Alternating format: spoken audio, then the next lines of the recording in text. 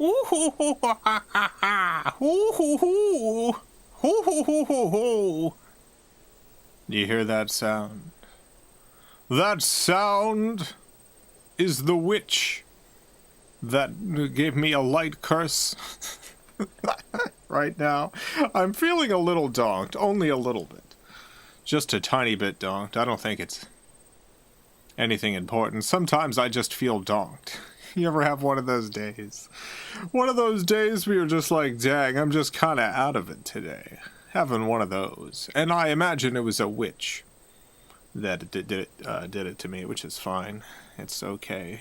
You could go ahead and give me a little curse, witch, if you really want to. Welcome to the Video Game Valley. It's a beautiful day today. Perfect 72 degrees out. We're playing GT24 on the Sega Saturn. GT24 on the Saturn. A game about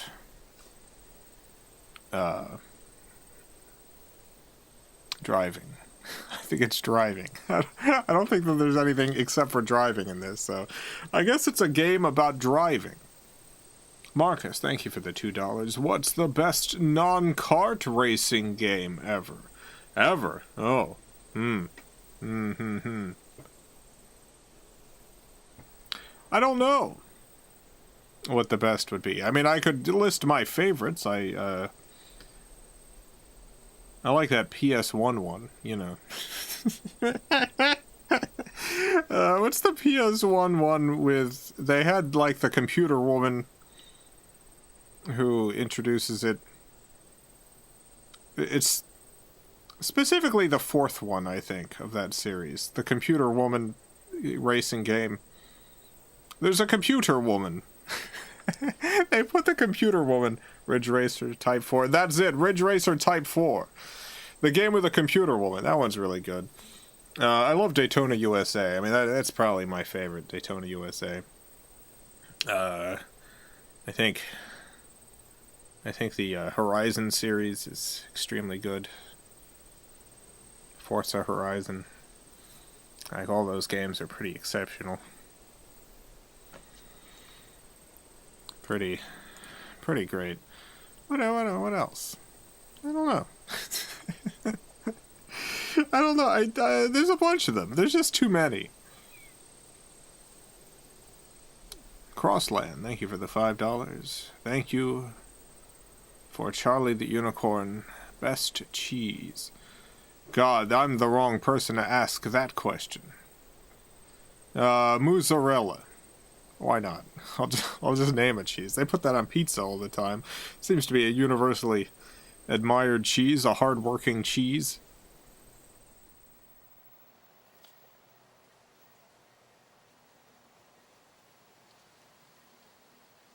This game has the weirdest prices. This game has the strangest of the prices. Let me explain what I mean. I got this game a while ago. Luckily, when the prices were less strange. I got my copy in front of me. I want to show you the eBay listings, and you'll understand what I mean when I say strange. Here we go. Here's the eBay listings right now for GT24 on the Sega Saturn. Here's a copy being offered. $759. Seems like a lot.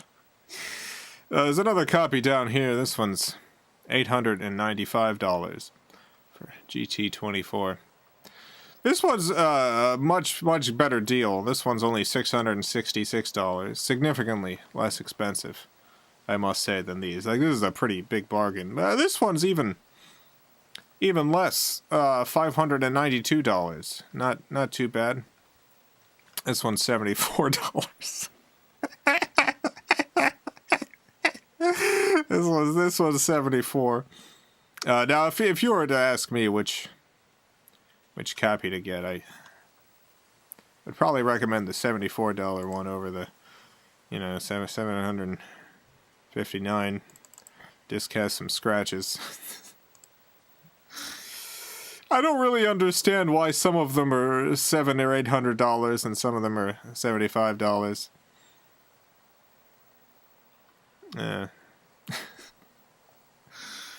Feels like a discrepancy that someone needs to investigate. I need an investigation into this. It's very important. Charles, thank you for the $10. Please pass this to Vulo for the impromptu response to the Bayonetta situation. Love sharp, well thought out metaphors. Really stick it to the wait for the response crowd. Yeah, I do feel like a lot of people calling for people to wait to hear both sides in this particular case. And in these sorts of situations, they're mostly people who are waiting to hear the justification they can use for continuing to do the thing they already wanted to do. I think that's kind of what's going on. Like, it makes sense if there's, like, an argument between, like, two people. Oh, no. I don't want to hear 3 or 4. If there's... Oh, let me see them. Let me see the ship. There we go. There's an argument between 2 people. You can wait to hear both sides of that. I don't really ever trust what a corporation says, so I'm not holding out hope.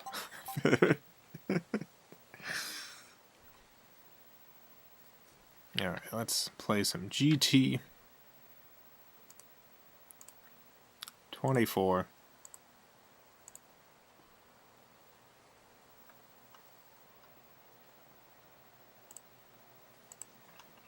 On the Sega Saturn.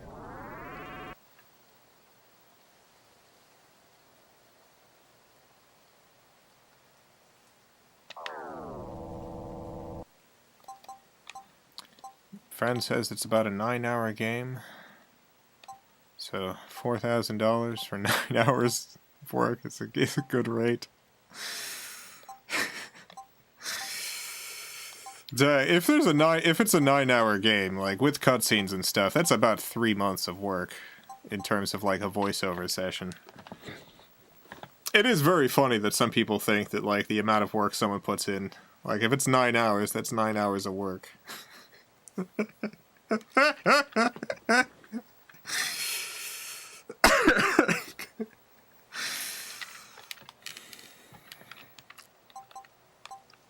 People have a pretty bad understanding of like industry work in general. Like, imagine you worked at Taco Bell. You don't get paid enough if you work at Taco Bell. Anyone here who works at Taco Bell, you're not getting paid enough. You know that. But imagine if you did get a good rate. Let's say they paid you $50 an hour to work at Taco Bell.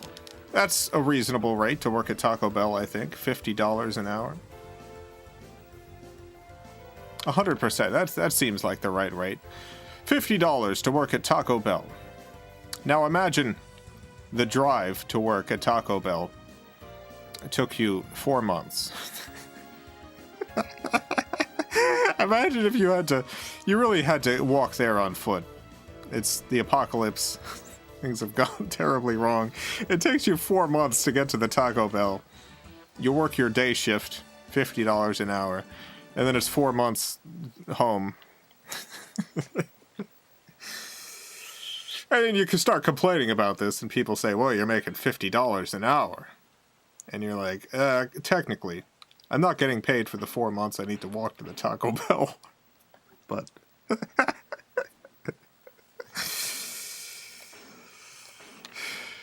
So you get a day's work done, $8 an hour. I mean, $50 an hour, 8 hours of work. How much is that? $8. That's 8 times 50. That's $400 for 8 months.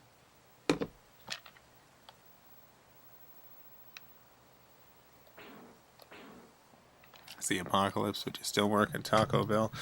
Yeah, it's the apocalypse, but you still work at Taco Bell. You know, it's just because the apocalypse happens doesn't mean business stops. Class. Let's see. Novice, senior, expert. I'm gonna do novice. Race time. Oh, jeez. Is this in real minutes? Maybe let's do 24 minutes. Sure. Let's do 24 minutes.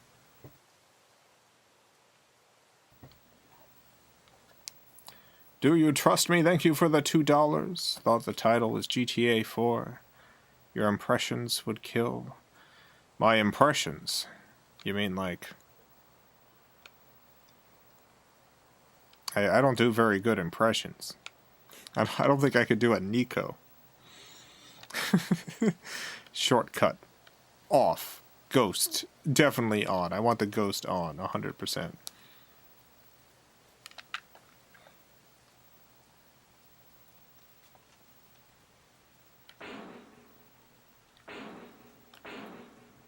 Grand Prix, 24-hour race, time attack. Let's go to the Grand Prix. Let's start out at the Grand Prix. Yeah.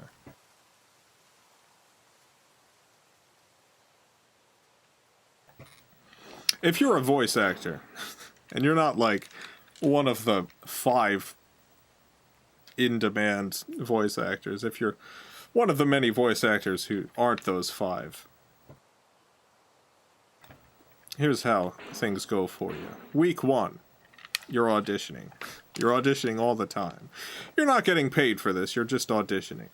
Week 2, you're still auditioning. Again, not getting paid. Week 3, oh, still auditioning. No payment. No, you don't get paid for this. You are auditioning. You're spending all of your time auditioning. Not getting paid. Week 4, still auditioning. No payments. Nothing coming into the bank account. Just still auditioning. Week 5, oh, still auditioning. But you got some callbacks, so you're also doing callbacks. Week 6 comes around. Oh, you know what?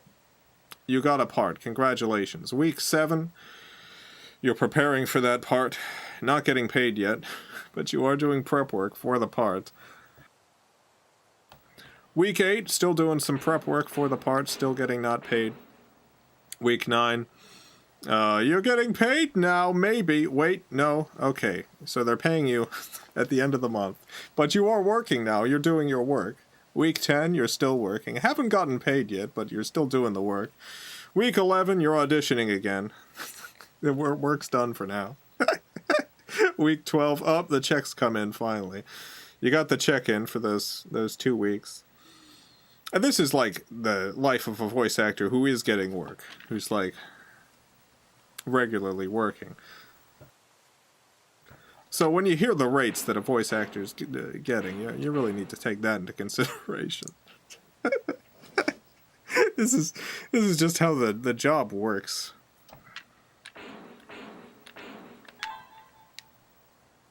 Now loading.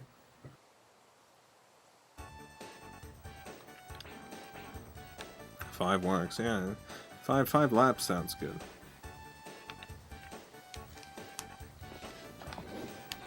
Yeah. I mean, I don't think we have an option. That seems to be the only thing available to us. The 5 laps. Short course.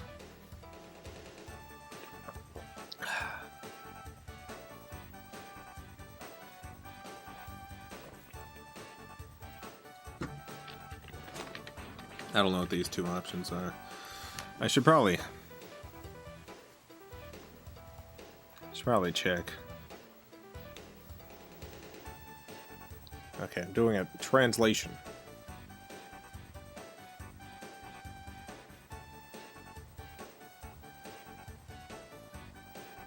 It's just left turn, right turn. I don't really know what that means, but that's fine.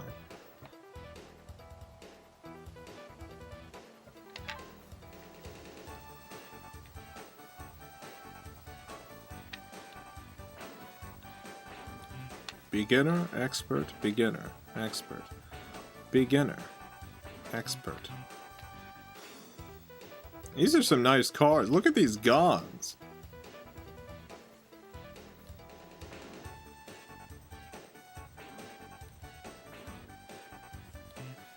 I like this orange car. This orange one looks good.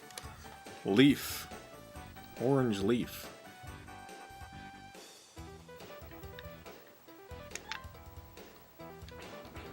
Automatic. God. Just look at them. Seriously, look at the guns! Look at these guns!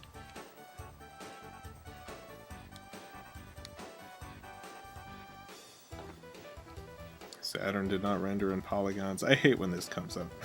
That one video that did not clearly explain how the Saturn rendered stuff. I'm sorry, these are polygons. They're quads, they're quadrilateral, these are polygons. What you're witnessing here is polygons. The way the textures are mapped is with sprites wrapped onto the polygon. But they are polygons. The texture maps are sprites. The texture maps are sprites that are then bent into place over the polygon. But they are polygons.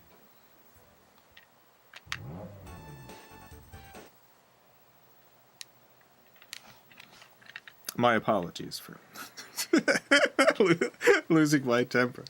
I get so heated over these quads.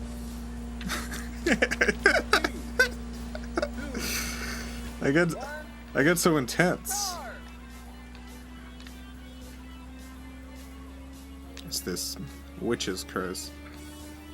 I got a witch's curse today. I'm fine, but I do have a witch curse.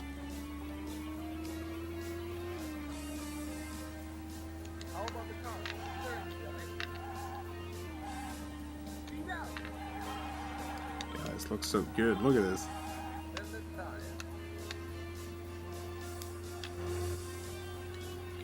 We're doing bad in terms of,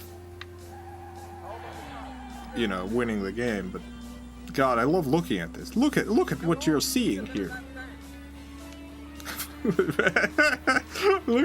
Look at this. Look at these graphics. Checkpoint, absolutely. Love checkpoint. Why am I going so slow? I feel like I'm going extremely slow in comparison to everyone else.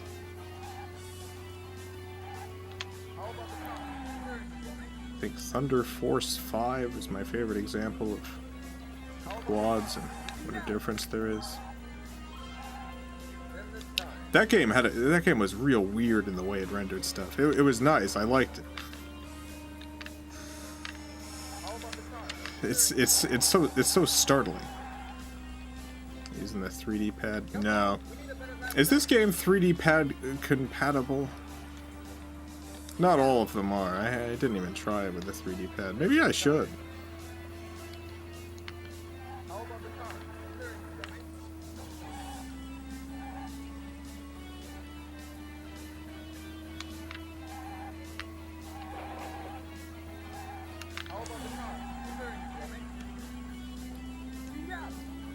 Oh, day-night cycle, my God.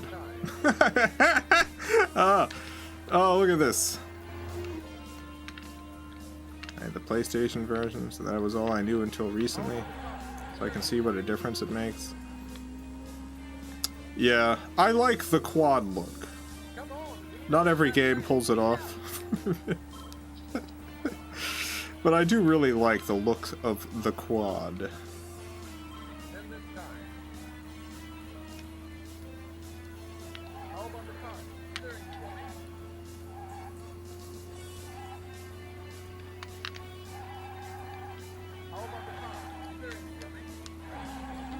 Yeah, I can't really control this too well. I'm sure I need to brake sometimes.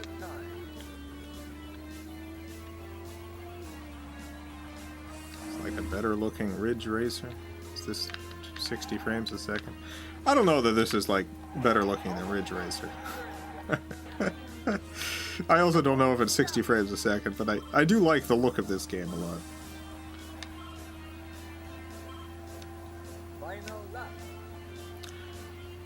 I think I like just about every racing game on the Saturn, even the truly bad ones, just because I think the system's graphical capabilities lend themselves to really interesting looking racing environments.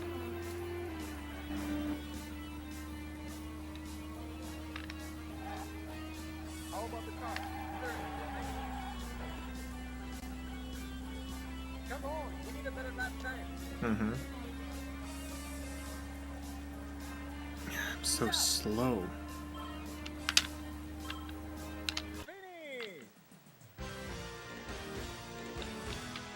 Ninth place? Hey, not too bad. Ninth?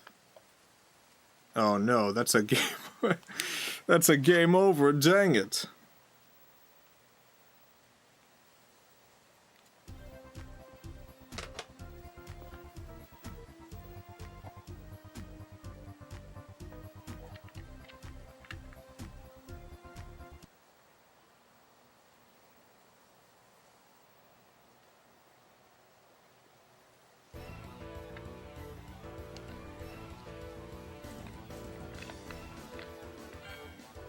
GT24 Grand Prix.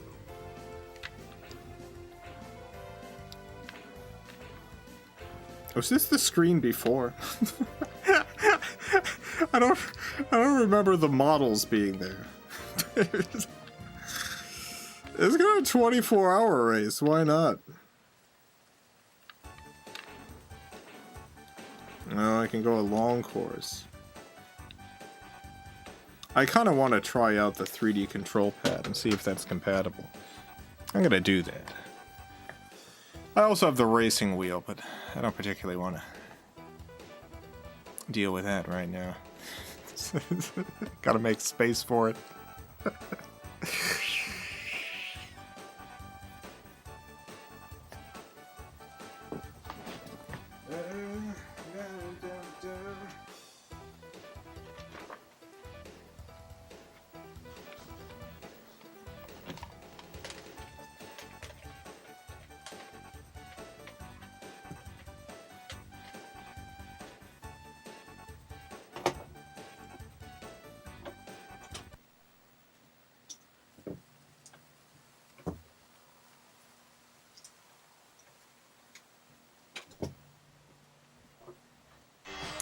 Alright, we are going to test the compatibility of the 3D control pad. I don't know if the information's just online out there, but in case it's not, we're going to find out live whether or not the 3D control pad is compatible with this particular video game. I've got the 3D control pad in my hands. It's round. It has an analog stick on the left, right above the D-pad. It's got the regular 6 buttons, 2 triggers, start button.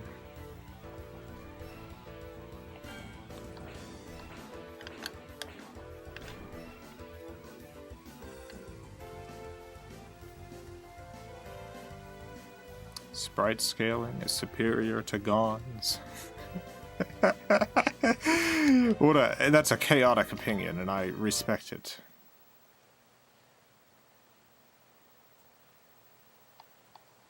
Yeah, this all sounds good.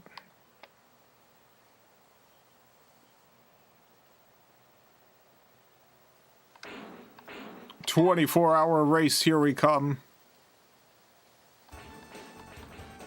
Long course." This car seemed very slow.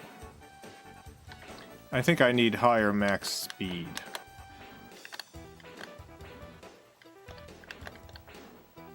This one's got pretty good max speed. Kind of bad acceleration, but let's try it out.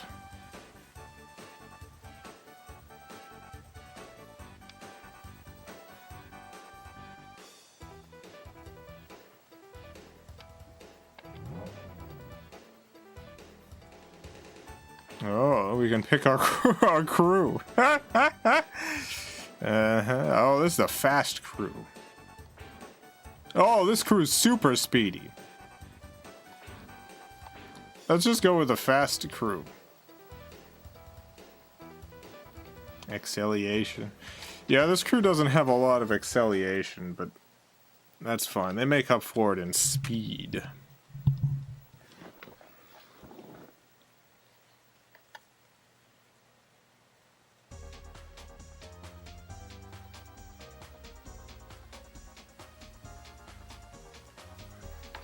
Nice. Look at this. This way you know what you're about to race on.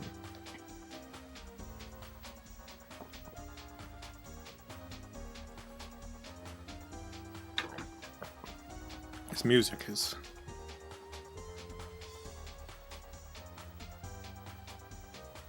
very surreal. I feel like I'm entering the Sega Saturn. I'm being troned into the Sega Saturn. It's happening. Finally. I've waited so long. I've waited to live amongst the Gons. Here we go.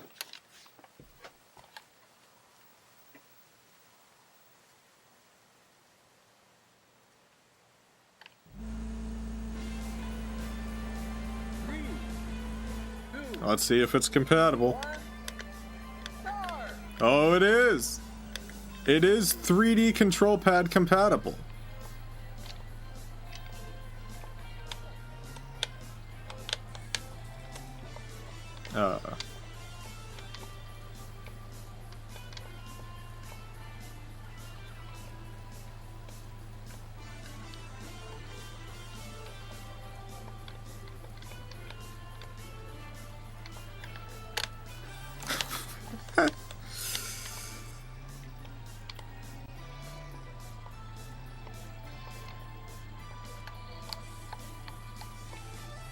I'm in reverse.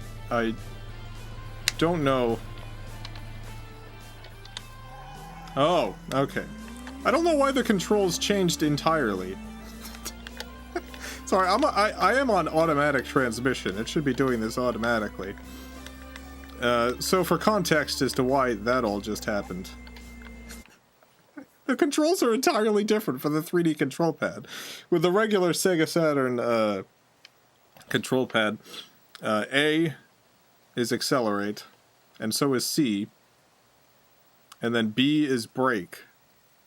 On this controller, the triggers are accelerate and brake. And A, B, and C are apparently gear change stuff. Let's restart. 3, 2, 1, start!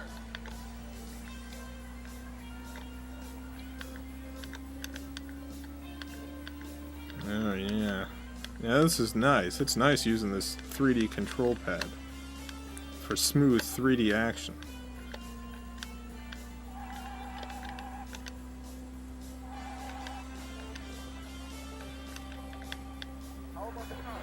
Oh no, no, no. I should have braked. Don't go full speed into every turn. That's racing 101. Wow, look at this, look at the lighting change on the car. Wow. That's some advanced stuff right there. That doesn't just happen. You gotta use programming magic to make that happen.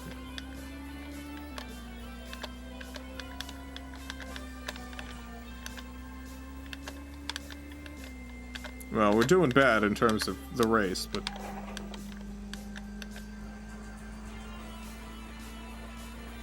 that's fine. That's how it goes sometimes.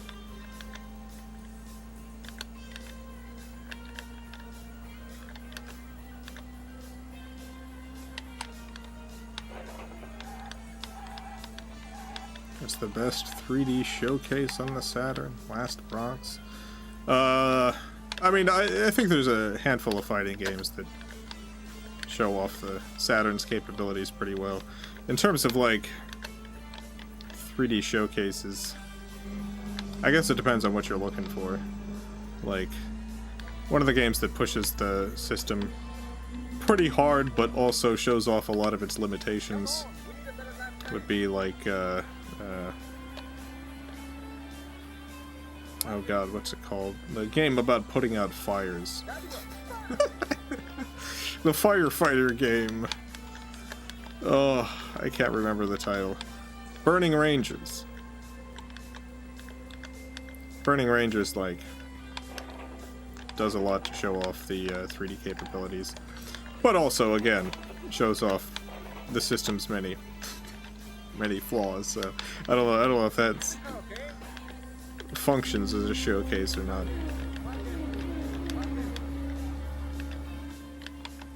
I love the Burning Rangers theme song. Yeah, it is very good.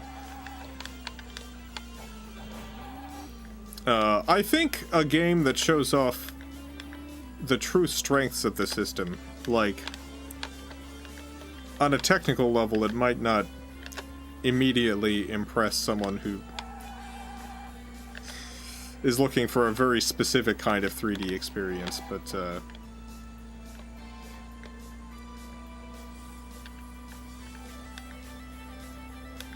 I should have remembered the name of the game before starting. This is the second game in a row I can't remember the title of. Alright, so it's a mech game, kind of. There's a bunch of pilot helpers. There's a translation project that just came out. It never got a US release, but a English translation just came out with a full dub. What the heck was that game called? Son of a gun. Bulk Slash. Yeah, that's it. Bulk Slash. I think Bulk Slash is one of the best looking games in the system. And like, in a specifically Sega Saturn way.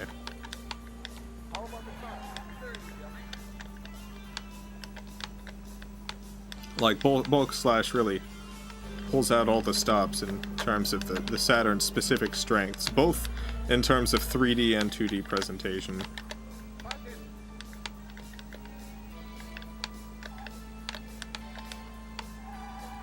As well as audio and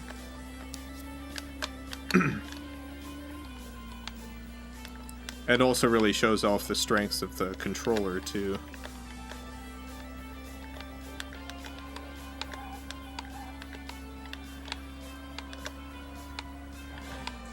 See that Street Fighter 6 stole the Burning Rangers theme song? I did not.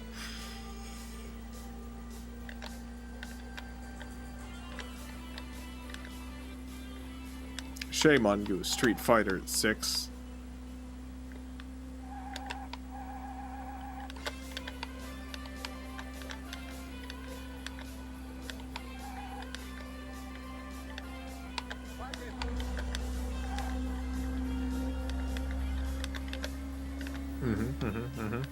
Come on, we need a better lap time.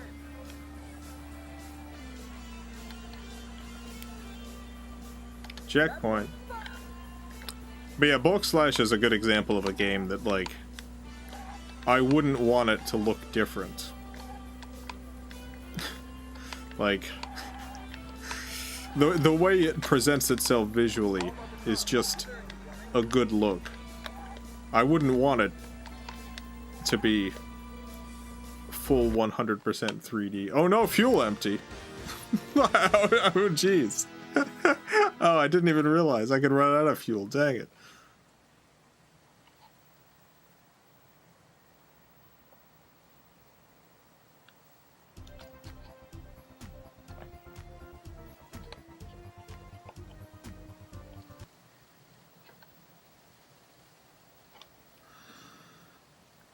Draw distance, and this seems a lot better than most Sega Saturn racing games, or is it just me?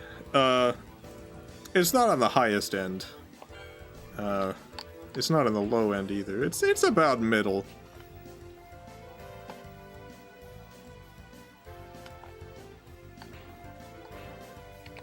Let's try again.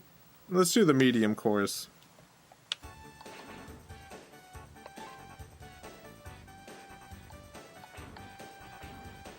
Let's do the red car.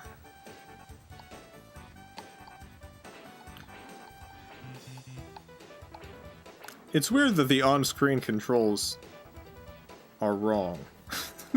Now that I'm using the 3D control pad.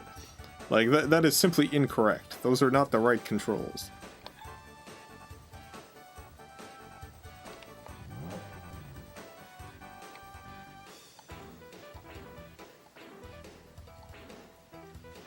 Is that why the pit crew was waving at us? Probably.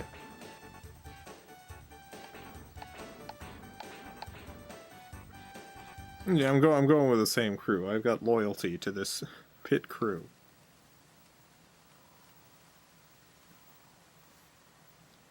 Red car is a Ferrari F40 inspired model. Interesting.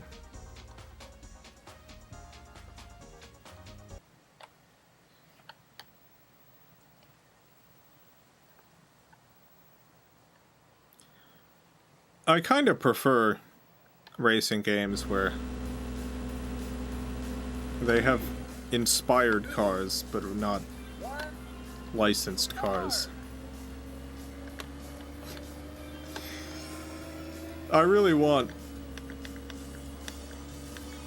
to just see a car that's similar to a car, but isn't that exact car. The game developers took their own liberties with it, put their own spin on the design.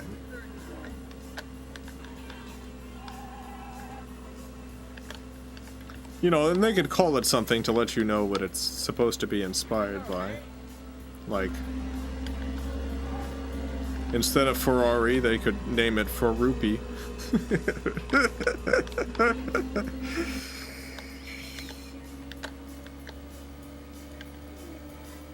The Ferrupi Froop 150, for instance.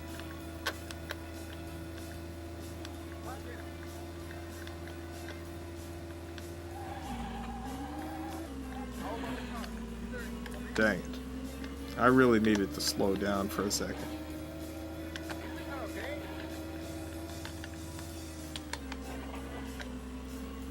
I think this game does a smart thing with, like, hiding a lot of the pop-in behind turns and stuff. Like, there seems to be a good amount of pop-in, but for the most part, you're not seeing the majority of it. God, look at those columns. Oh, nice.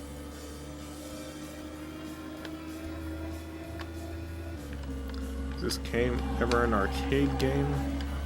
I think this is based on a game that was an arcade game. I don't think it's an exact port.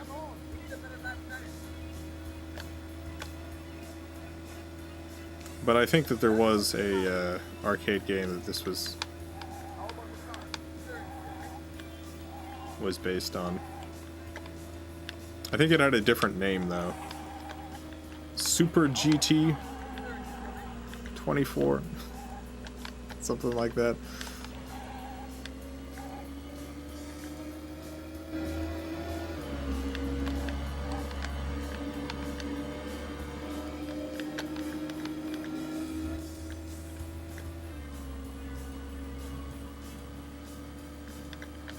Boom, boom, boom, boom, boom, boom.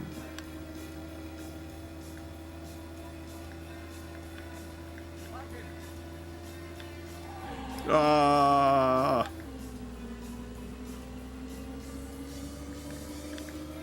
Pit. Yeah, I need to access the pit. All right, is the pit coming up? Is that what it's telling me? It's blinking. Oh no. I accidentally put my car in reverse while I was driving it.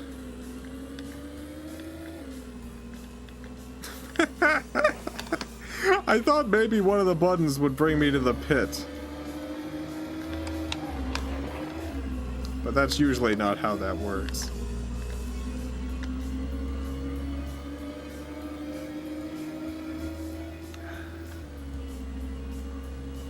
How do I get to the son of a gun pit?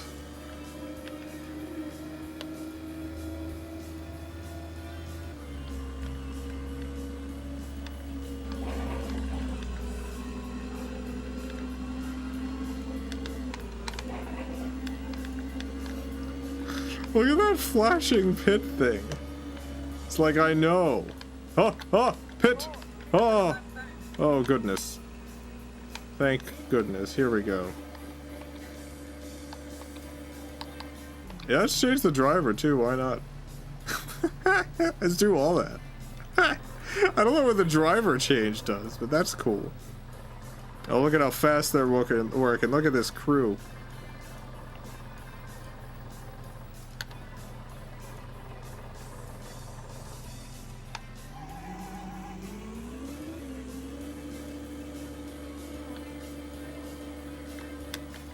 Oh no.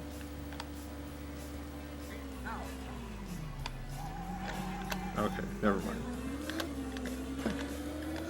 So, I wasn't in control of the car for a second. So I thought 2P control meant that it was now handing over control to the second port. But it doesn't seem to be the case, so I think maybe I was supposed to physically hand the controller over to someone else.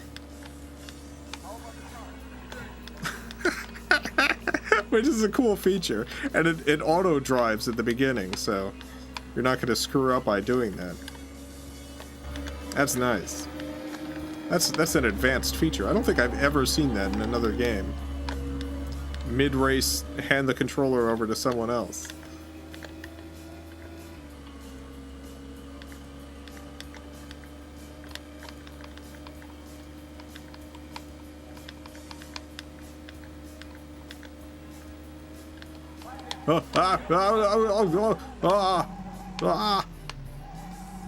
I got a close look at some of these guns.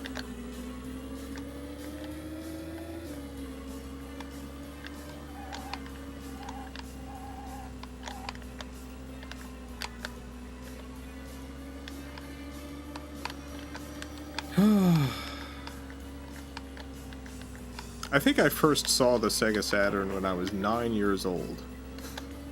I think that's how old I was. I think I was 9. I was very young, however I was. I think I was 9. And I remember seeing the Gons on the Sega Saturn, the beautiful, beautiful Gons. And thinking, I can't believe it. I can't believe that video games look real now. I can't believe that they're indistinguishable from reality. They've reached the point finally.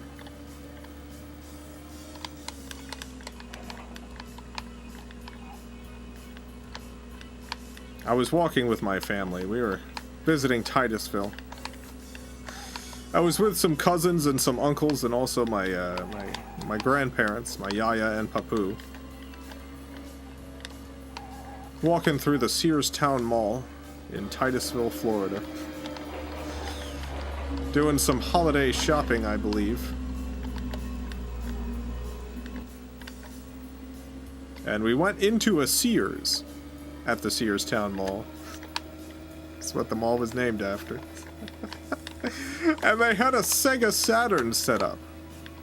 They had a ding-dang Sega Saturn set up, playing Virtua Fighter 2.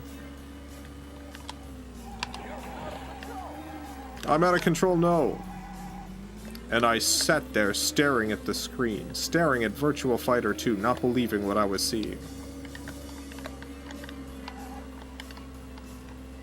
I couldn't believe it. How could I? Later that night, the family all got together at the Sonny's Big Real Pit Barbecue. And I was sitting next to my grandfather, my papu, trying to describe to him the sights that I had seen on the Sega Saturn. I said, "Papu, you don't understand." Papu, it's like it's real. You can see the folds in the fabric of the pants that the characters wear. You can see all the detail. Oh no, I need more fuel. Oh no, I missed the pit. Son of a gun. You can see everything, Papu. It's unbelievable. And he was like, "Oh, that's real interesting." Not really knowing what I was talking about, I'm sure. And I couldn't stop thinking about it. I couldn't stop thinking about the Sega Saturn.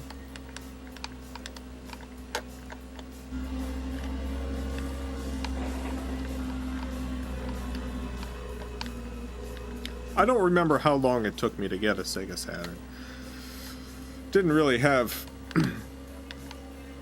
a lot of money growing up.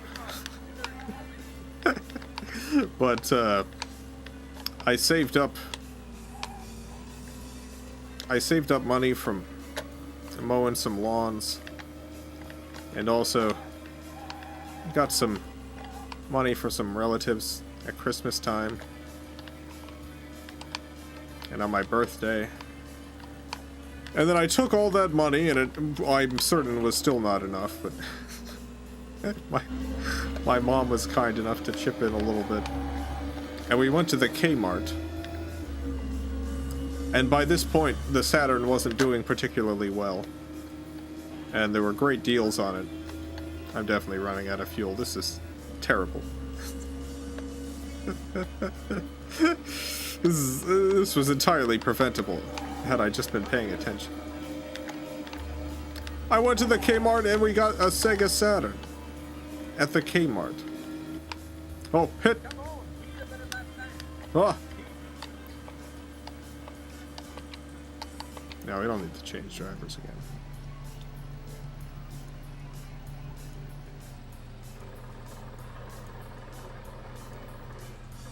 Anyway, it changed my life forever.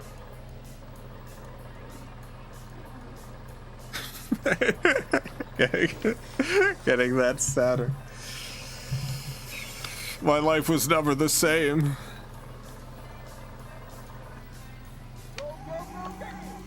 Did you have to share it? It was the first console that was like my console. But I mean, my brother still played it, which is fine. You know, he would come into the room, play the Saturn.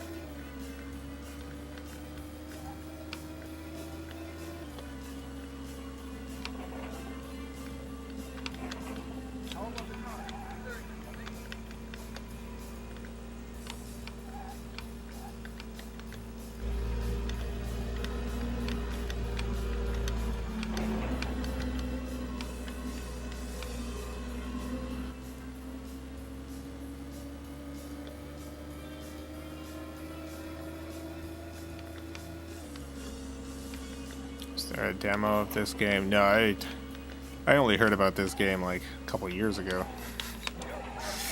This is not one of the big Saturn racing games. This one wasn't even released in the United States.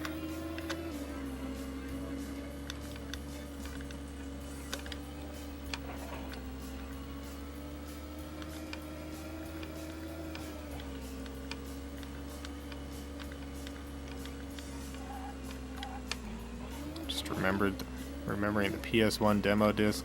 Yeah, I had a Sega Saturn demo disc. I forget what it was called. Bootleg Sampler. It had a couple of demos, and then also a promo video of other great games on the Saturn, and they haunted my imagination for years. Eventually, like within the past 5 years, entirely because of this stream, I've been able to pick up a couple of the ones that I had never had and try them out finally, and did not quite live up to my imagination, but a couple of them were pretty nice.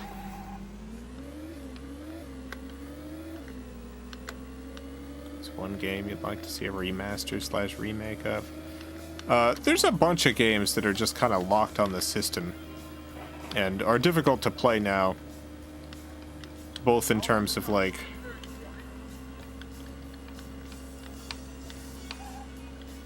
availability and price. Like, I'd love to see the Panzer Dragoon Saga get some sort of re-release. Like, that game's a masterpiece, and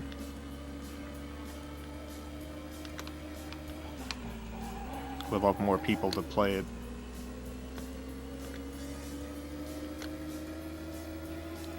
What's the best Sega Saturn video game movie? As far as I know, there's only 2 Sega Saturn games that ever got a movie release. As in, it wasn't just like there's some Sega Saturn games based on movies. There's an independent state Sega Saturn game. But Resident Evil and Tomb Raider. Tomb Raider started as a Saturn game. Also got a PS1 release and then got primarily associated with that console. There was also a port of Resident Evil that got put on the Saturn. So, I guess Resident Evil. Come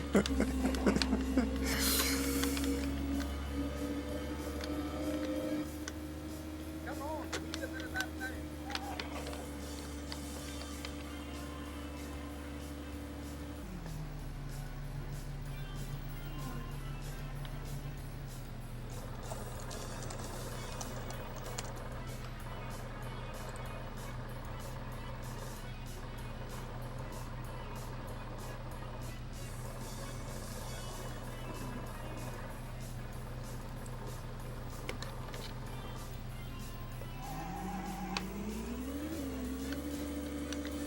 Here we go.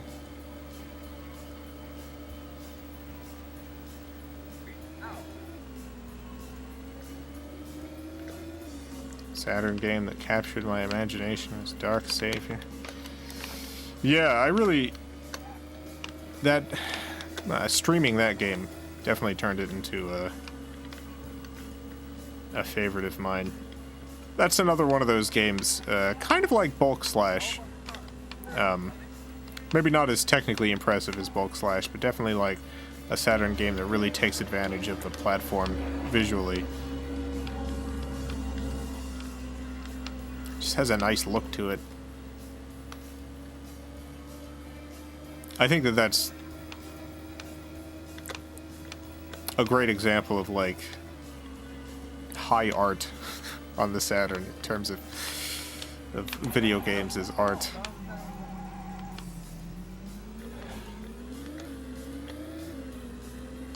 Like, there's plenty of Saturn games that have exquisite gameplay. Dark Savior is definitely a game with like boundless imagination.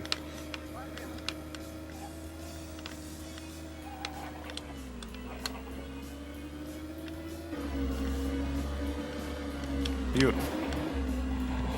Oh, the gods are getting real wiggly here. Multiple timelines thing blew my mind when I was my tiny mind when I was little. Yeah, I bet. That's one of those games that like there's a couple of games that you know, as I played it as a child, it felt like games that felt impossibly vast. That's just the way it was put together created a perfect illusion of like a world that existed that you couldn't reach the ends of. And that definitely would have been one of those for me.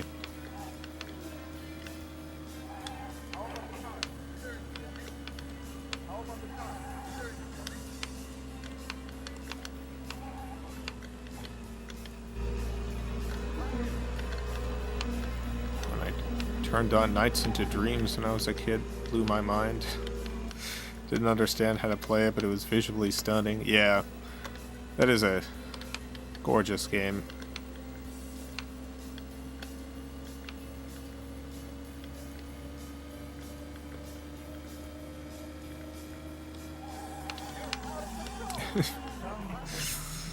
Ugh.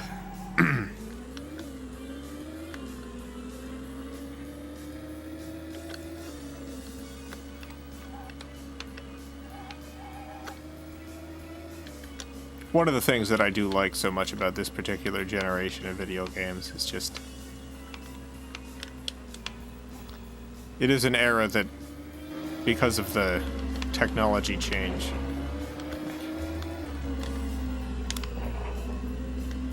there were constantly games coming out doing stuff that had simply never been seen before.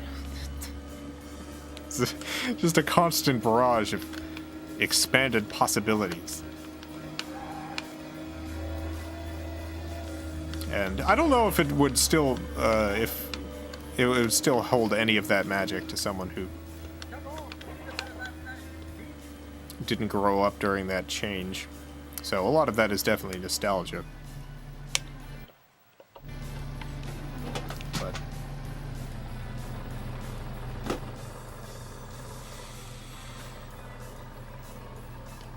it was a heck of a feeling.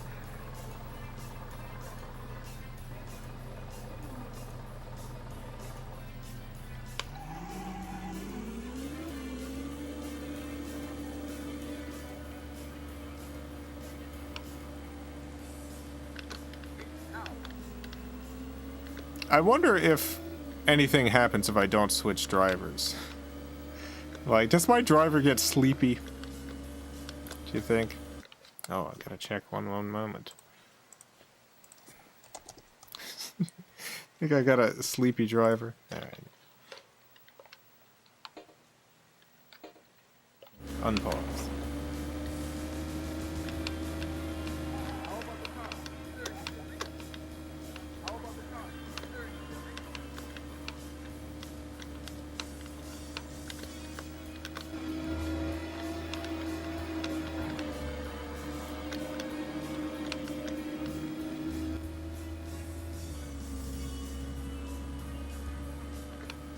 No one on Earth was born today. No one was. Very strange. No one in the whole world.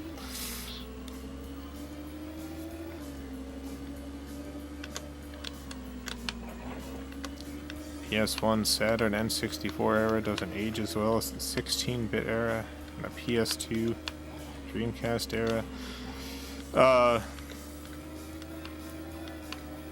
It doesn't age as well in terms of, like... See, I think that that's both a strength and a weakness, and I'll explain why. Personally, I like going back to 8-bit games more than I like going back to 16-bit games, and I like going back to, like, 32-bit games more than I like going back to, like, PlayStation 2 era games. And the reason for that is, I feel like a lot of 2D games that still come out feel very close in many ways to like 16-bit games. Oh, look at that day-night cycle. And I think that there's a lot of 3D games coming out that, you know, you can make comparisons to like PlayStation 2 era games. But the sort of transition era, the like new technology era, 8-bit era, 32-bit era, there's a lot of stuff there that just doesn't exist anymore. It doesn't come out anymore. A lot of types of games and games with specific looks that you just do not see anymore. So there's a lot of times in which I'll play like a 16-bit platformer and just think, you know, there's indie platformers coming out now that blow this out of the water. Like, I know they have the advantage of time and technology, but still. And same thing with, like, PlayStation 2 era games. Like, sometimes I'll play a PlayStation 2 era game and think, they've really... There's better versions of this that have come out.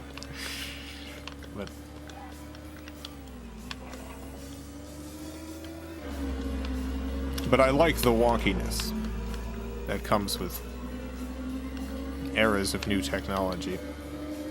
I like the experimentation. I like the strangeness.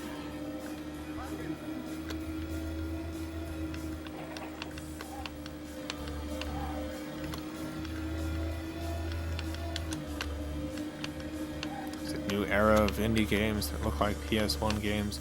Yeah, a lot of those are horror games, which makes sense. I think the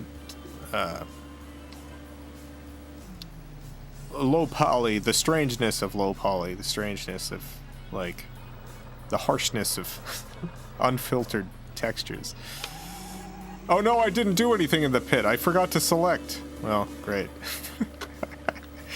Anyway, those particular qualities really, really lend themselves to horror. I would love to see... I'd love to see a modern 32-bit era visual open world game. I'd love to see that. I don't know if people are doing that.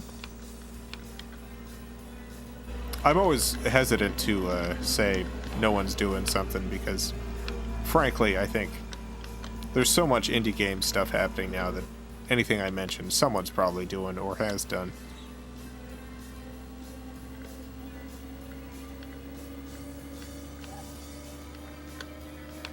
I think games in general, primarily because of like independent games and small developers, are better now than they've ever been. There's just so many truly extraordinary games coming out with wonderful artistry to them and incredible imagination. I think the AAA game space is pretty dire. There's some good stuff coming out. In general, a lot of it feels like rehashes, but games in general are at a great spot.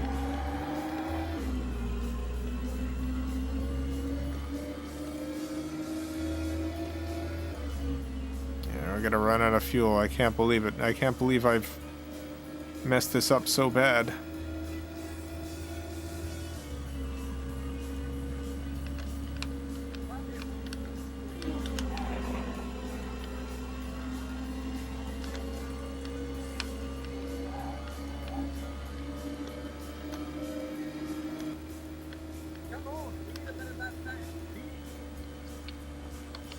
Alright, here we go. I can't believe it. We've done it. Let's change the driver, too. Why not? You tried out Freedom Planet yet? No, I haven't. I've seen that recommendation from you and a few other people, and I'm definitely going to check it out.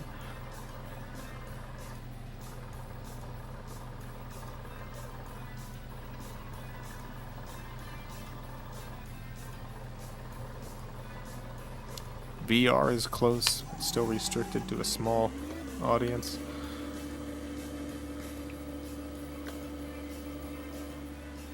Yeah, in a sense. I've seen a weird, I don't know. Like, I have a VR headset. I got one of the Oculus or whatever, like the one that operates on its own without a computer. So I don't have any computer that could run VR stuff. And like,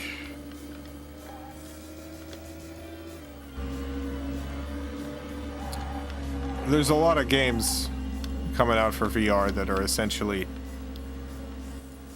in my opinion, much worse versions of non-VR games that just take advantage of the immersive element to present a different perspective on a similar experience.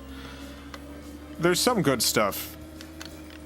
There's definitely been a few like really genuinely compelling experiences.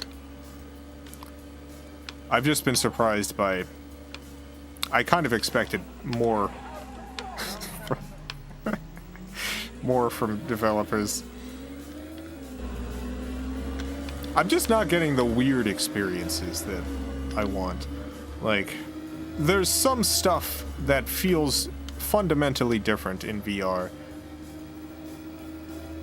than it does in a video game, and I'll explain. When I first got the Oculus, put the thing on my head and it had a little demo thing where it was like, here, dance with this robot. And there's this goofy looking robot in front of you and you're supposed to dance with this robot. And I felt social anxiety about dancing with a robot.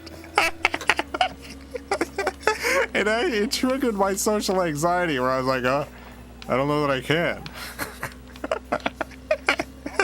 I don't know that I can dance with this robot. I don't know.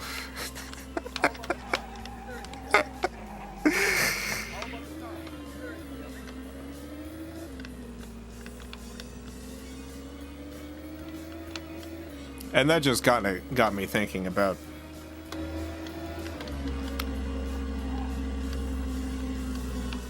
like, why isn't there a VR game where you're in a waiting room and people come in to the waiting room and the whole situation kind of slowly gets more uncomfortable. Imagine you're in a waiting room. There's one other person in the waiting room with you. That person is having some sort of issue. At some point, a leak starts from the ceiling. More and more people keep showing up in the waiting room. Something has gone wrong somewhere. There's a snake that gets loose. People freak out about it, but the snake is quickly caught, taken out.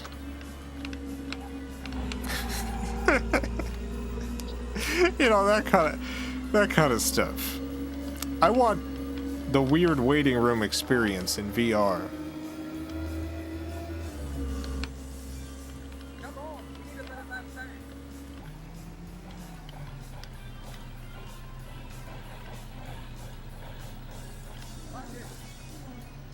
Okay, I'm not allowed in the pit right now, apparently.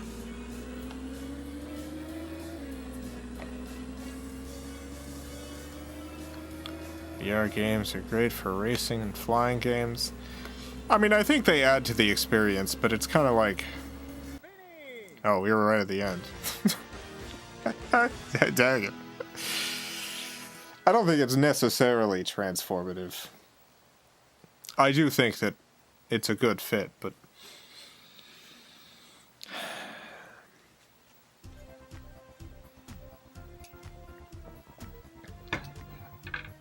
A mech VR game would be pretty cool if done well.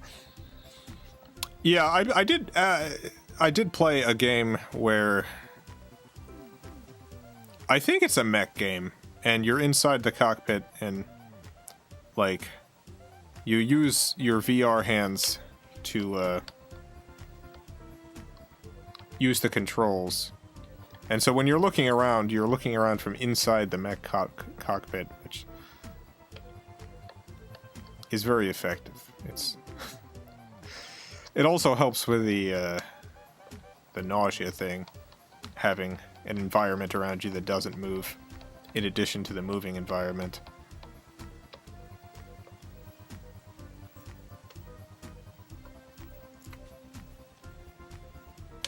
There we are, 9th place.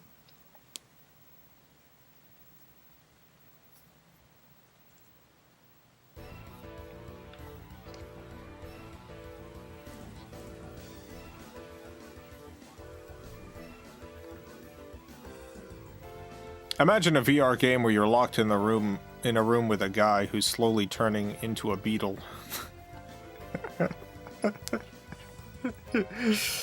These are the sorts of experiences I want.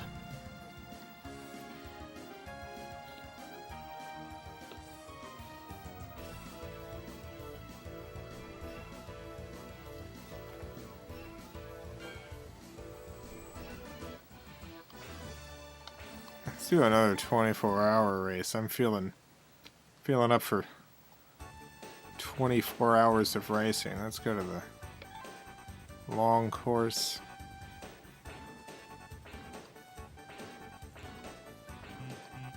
Yeah, let's take an expert car this time.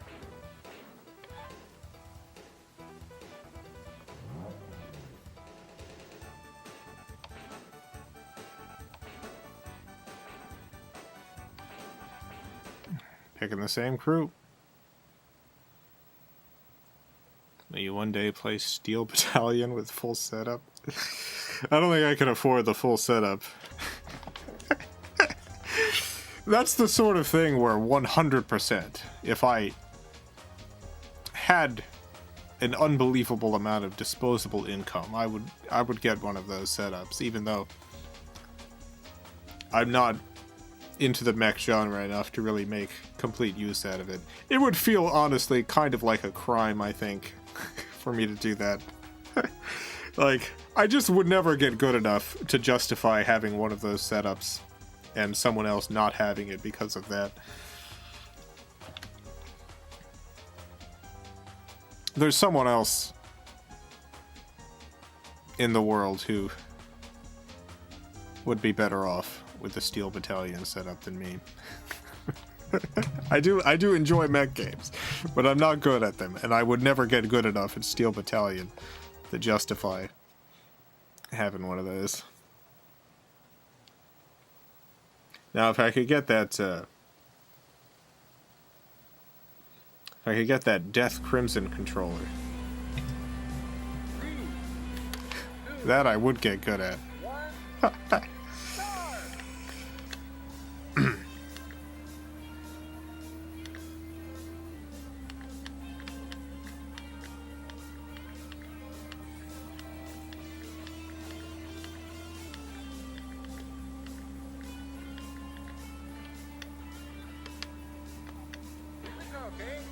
Death Crimson controller, you better stream with the camera.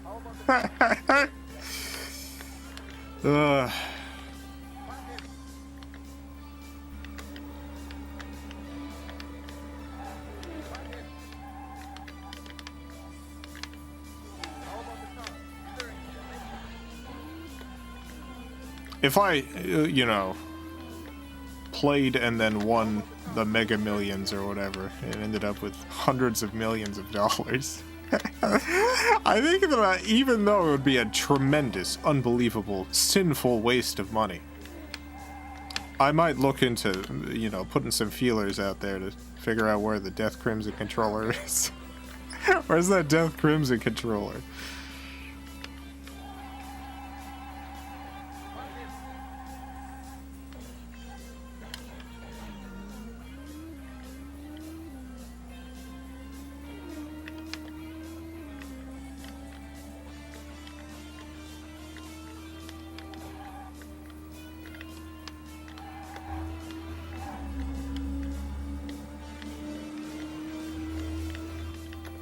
So absurd.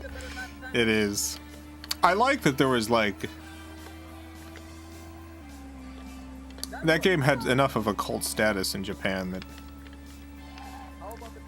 it was kind of a early meme of, like, people would turn their Sega Saturns into Death Crimson machines by putting the Death Crimson disc in and gluing the lid shut so that the system could only play Death Crimson.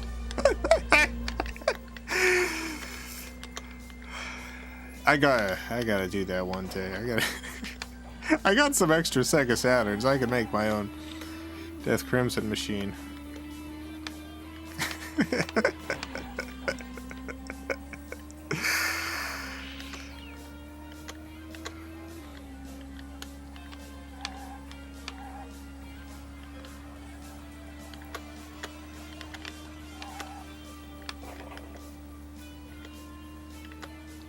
Gotta go to the pit.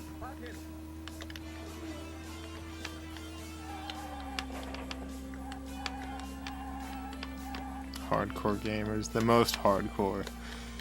You're not officially a hardcore gamer until you've glued Death Crimson permanently into a Sega Saturn.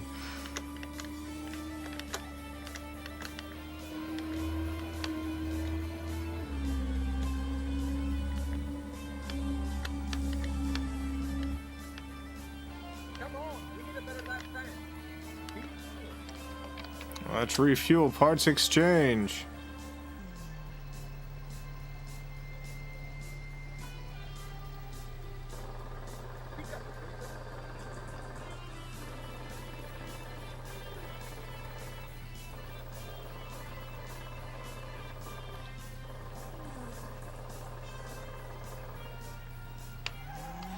You know, we've talked about if you want Mega Millions, how you'd open food drives and help people. Nothing wrong with doing one thing to reward your hard work. I think spending potentially $1 million on a video game controllers. I don't know that I can ethically defend that. I think that there's you know, rewarding your hard work versus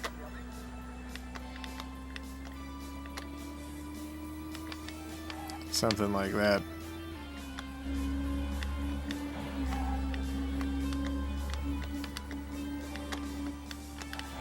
But that would be my sin. That's how the sin finally overtakes me. Everyone's got their temptation. For me, it's the Death Crimson controller.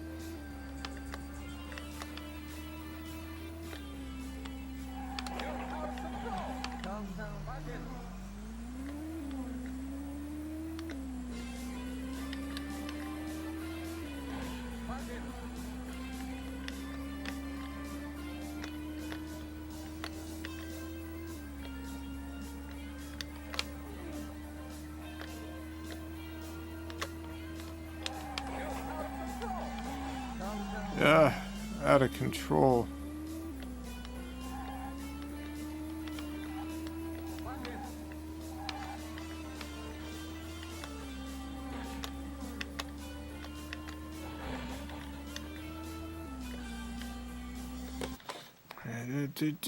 Loop. Oh no. Oh no, I pushed the wrong button. No, I just needed to pause for a second. Alright, well, let's start the race again, I guess.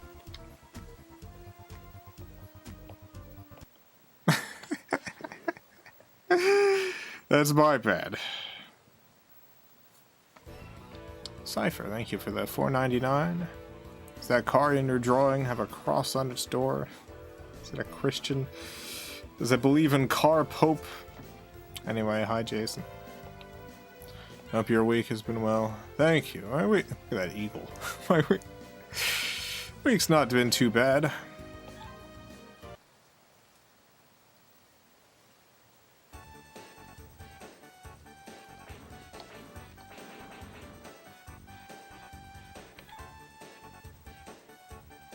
Also, I do not know the particular fate of the car in the drawing.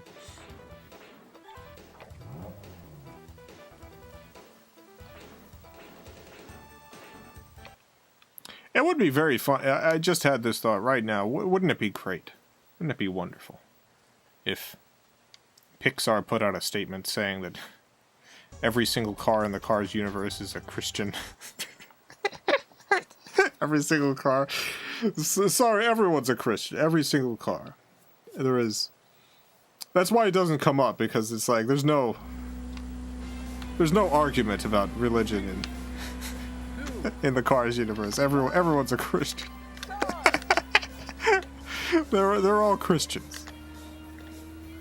Every car. Every car in the Cars universe. Yeah, like, thank you, Pixar, for putting out this important statement on the Cars universe. So glad to know this important car lore.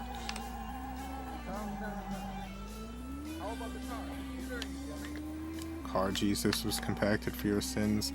See, I think it would be even funnier if the Cars believed in the human Jesus. In that universe, there was exactly one human being given birth to by a car. And that was the miracle. Jesus, the human being. Like, what is this?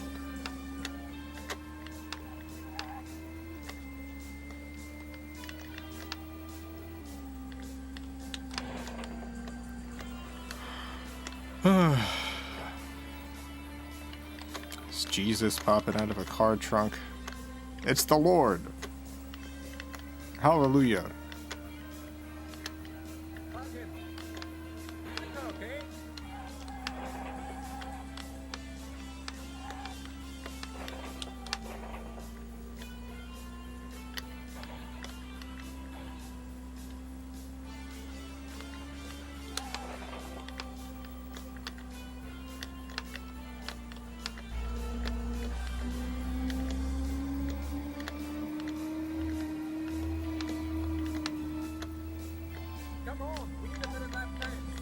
Oh, why am I going to the pit? I don't need to go to the pit. Well, let's go to the pit, though. Hey, why not? I can go to the pit. It doesn't matter if I win or lose. I can do whatever I want. I like seeing this pit stuff.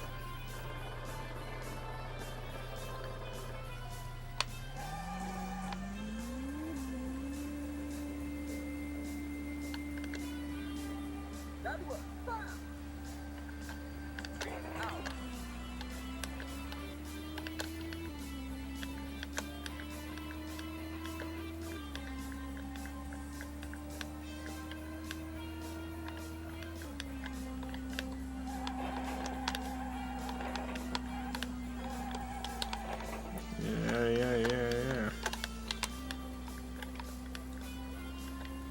You know what? I like this game. I think this is a good racing game. It's not like top tier Saturn racing games, but I think it's pretty good. It's got some interesting features. I like the look of it.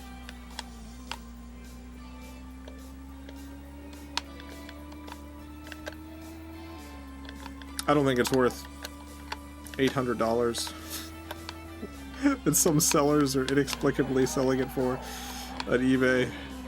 I think if you get the chance, don't buy it for $800. The best way to play this is probably downloading a ROM. Either, you know, playing it on an emulator or burning it to a disc or putting it on an ODE.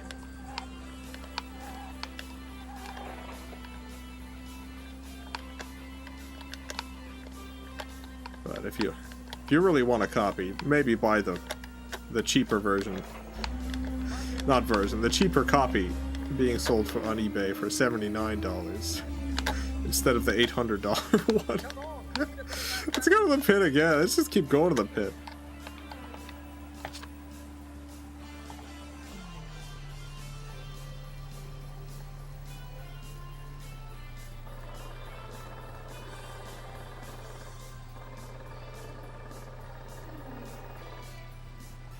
This is worth $800.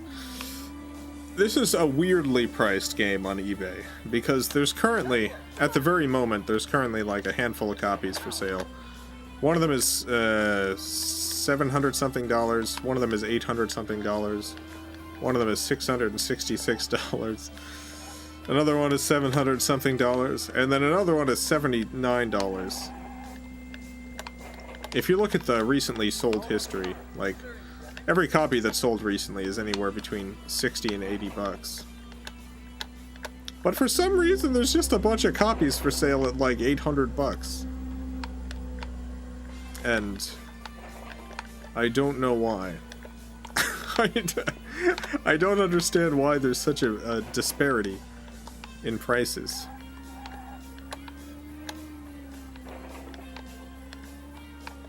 Some of the listings are like, they specifically put the name of the company in the title, Jalico. And I thought for a second, oh, is there like multiple releases of this? Is there like one particularly rare printing? But no, it's all the same one.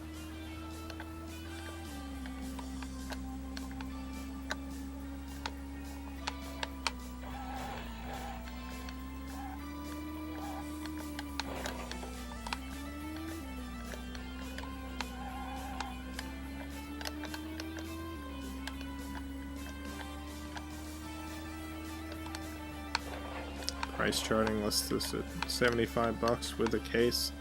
Yeah. Like, that's pretty expensive. But that seems like the right price. Yeah, let's go to the pit again. Oh, no. Don't exit. That seems like the right price given the fact that this is like probably a low print game. And game prices shot through the roof. $800 though.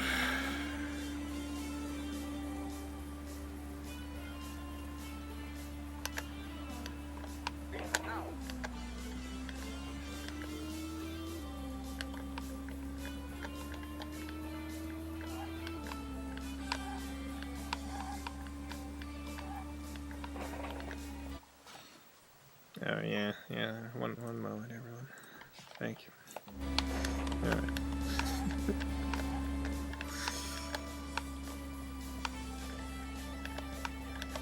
Someone trying to train an AI. Yeah, I couldn't really tell what was happening. That makes sense. Yeah. Oh, look at the orange sky!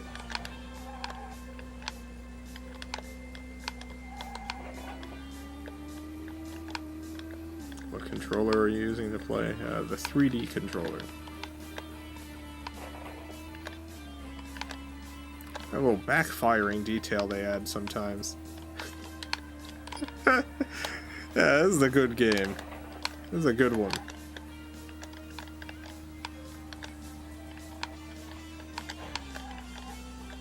Thank God you can just burn games to a Saturn and run them with an action replay. Yeah. Yeah, there's a lot of good options for not paying for Sega Saturn games. Action replay is definitely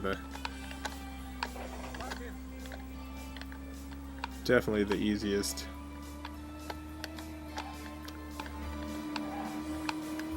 It used to be really hard to get an ODE, like a drive replacement, for the Saturn, but there's a good number of options now, which is nice.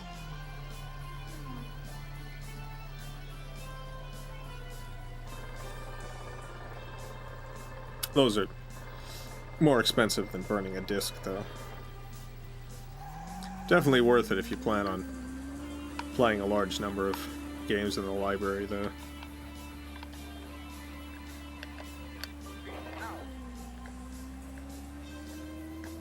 Pretty healthy thunderstorm outside my house right now. Stay safe, Charles!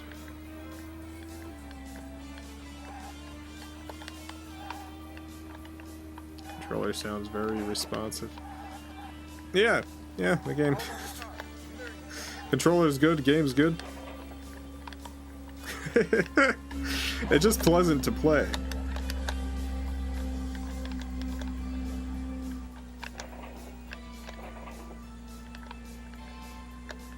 How's Scuffy doing? Scuffy's doing good. Yeah. Not too bad.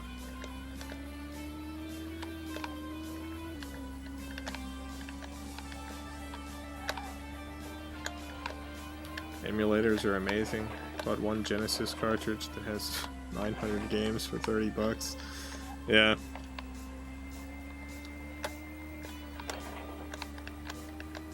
I think for anyone interested in casually getting into old games, emulation is 100% the way to go. Like, the emulation options available now, there's a ton of them, and they're largely pretty good. And honestly, even the less good emulation options are still fine. It's like you can be playing old games with nearly any device you have for essentially no money. Or you can pay a little money and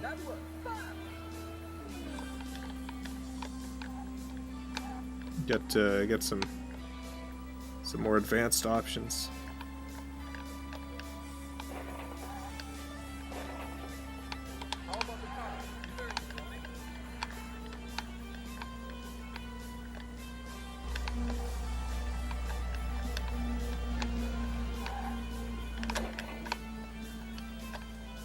Currently trying to learn how to emulate the FM Towns, given that an FM Towns Smarty is ridiculously expensive.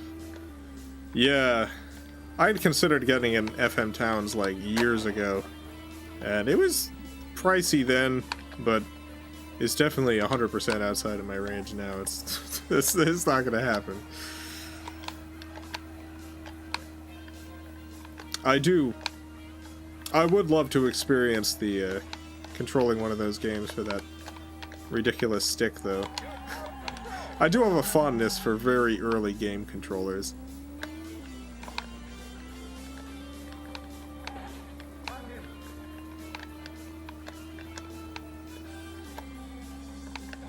That's an FM Towns. The FM Towns was the very first cartridge game console. So it's the first game console that came out that had cartridges that you could swap out and play different games instead of what was previously the case, which was the console itself would have every game that you could ever play on it already pre-installed. You know, like Pong systems. They'd have, you know, maybe a couple different variations of Pong.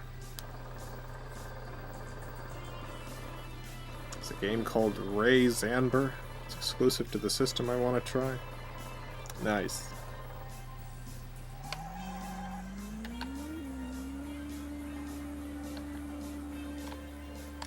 I feel like it's possible with something like the FM Towns that the experience of emulating it with, like, using a modern controller as an input might actually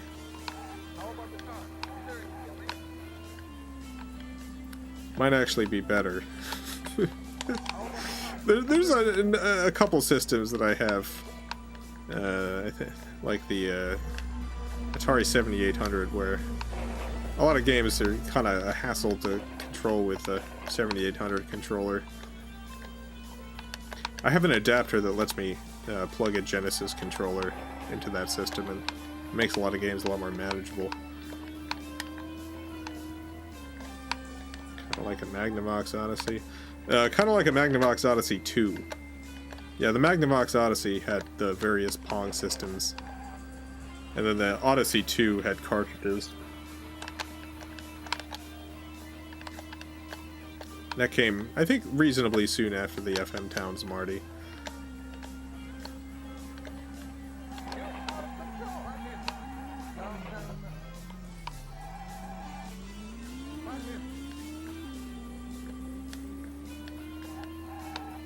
I think you were thinking of the Fairchild channel. Oh, you know what? My apologies. I've been talking about the Fairchild Channel F this whole time. Disregard everything I've said about the FM Towns Marty. Apologies. Yeah, I'm thinking about the Channel F. What a fool I am. I get so many of these old systems names mixed up in my head.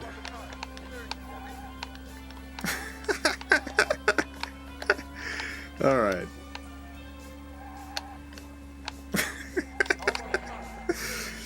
Anyway, yeah, the Channel F was the first cartridge-based system.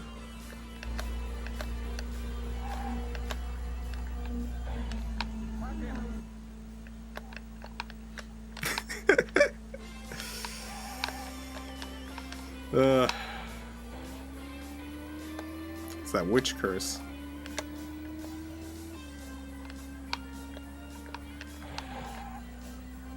The FM Towns Marty was the home console CD-ROM version of the FM Towns computer tower. Yeah, yeah.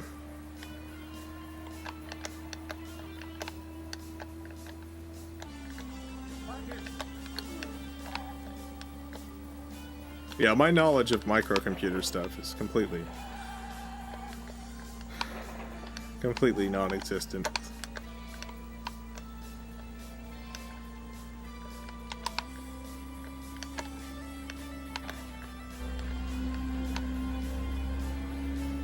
I feel like I'm starting to get the hang of this game.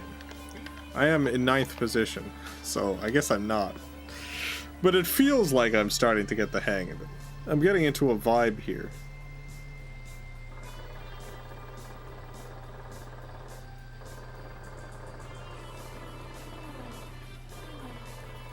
The FM Towns Marty plays like a Sega CD or PC Engine CD-ROM system, but it plays all the FM Towns games.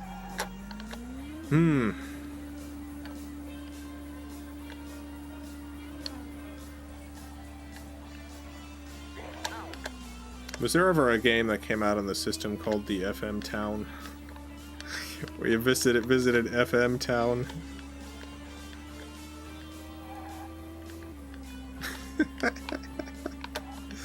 That's what I want to know.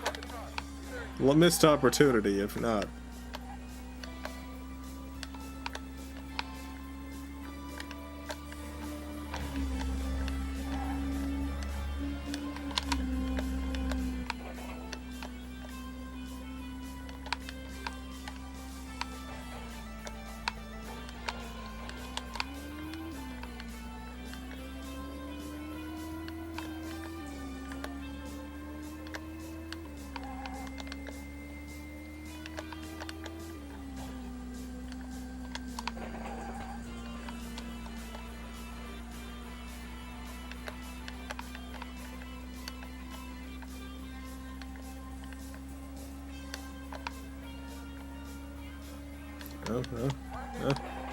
Oh no, no!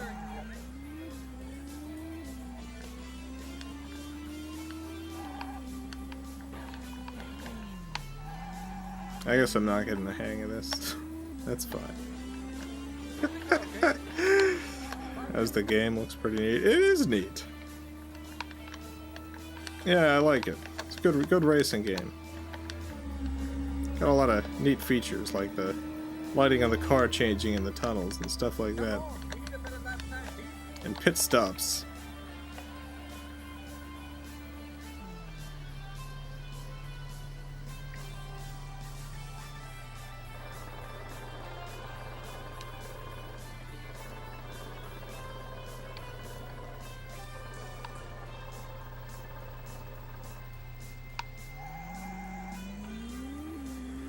Here we go. Lap 10, wow.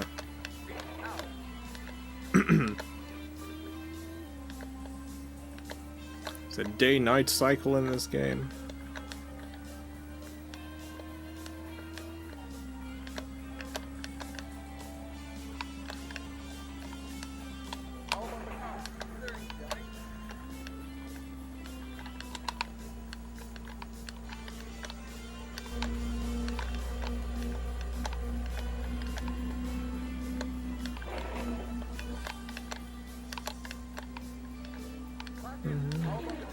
Hey.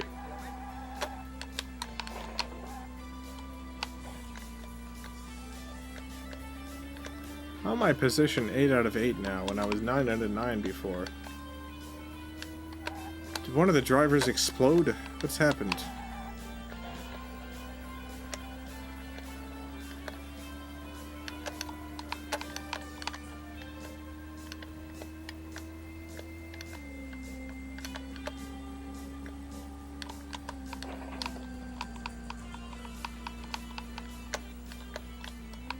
Oh, I finally finished watching the first season of The Rings of Power, the Lord of the Rings show on Amazon.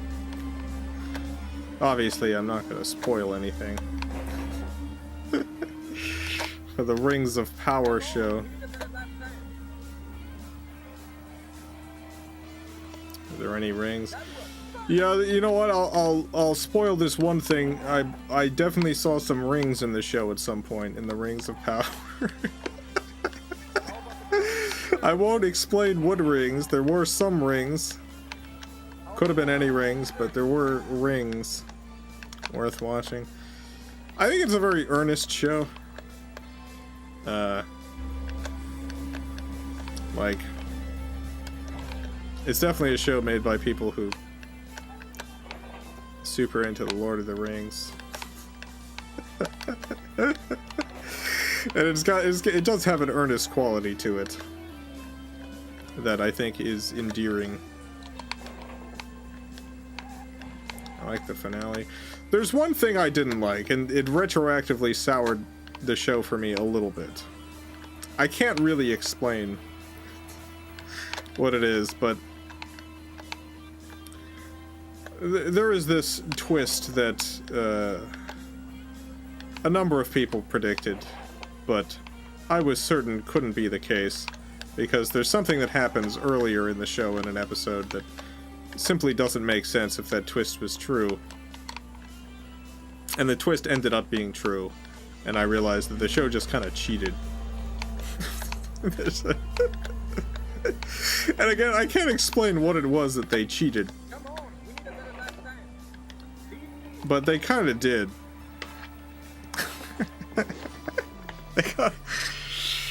They kind of did just cheat.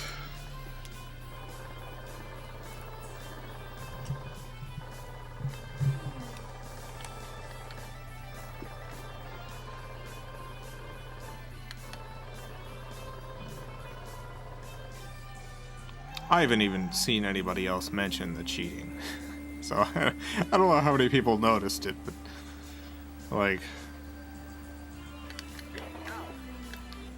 One thing that I like to do in my own writing, and something that I appreciate in the writing of others, is, like, you know, setting the stage for something that's revealed later, where you enrich a second watch through. How about the car? Steering wheel. So, like, once you have that later knowledge, if you go back and watch it, stuff that happens beforehand has greater context to it.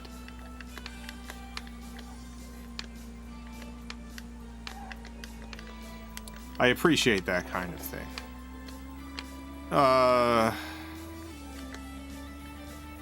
This show does a couple things where, like, I went back and rewatched the thing in which I thought the show was cheating, and I was like, yeah, I think they're cheating. This doesn't make any sense now. This thing that they did, this previous scene, just simply does not make sense. You're out of control. No. Fuck him. Foreshadowing, you mean? Foreshadowing is one way, but sometimes it's not foreshadowing. Sometimes it's not put there to, like, to foreshadow something. Sometimes it's like, oh, a character does something that doesn't necessarily make sense, but your brain doesn't really pick up on it. It's not meant to foreshadow something. It's just like, the character's actions become richer the second time you watch it, where you have additional information about that character, and suddenly their motivations fill in some blanks for you. That's the kind of stuff I like. And this show kind of does the opposite, where motivations don't make sense anymore. Like stuff the show does earlier with a character just simply doesn't make sense.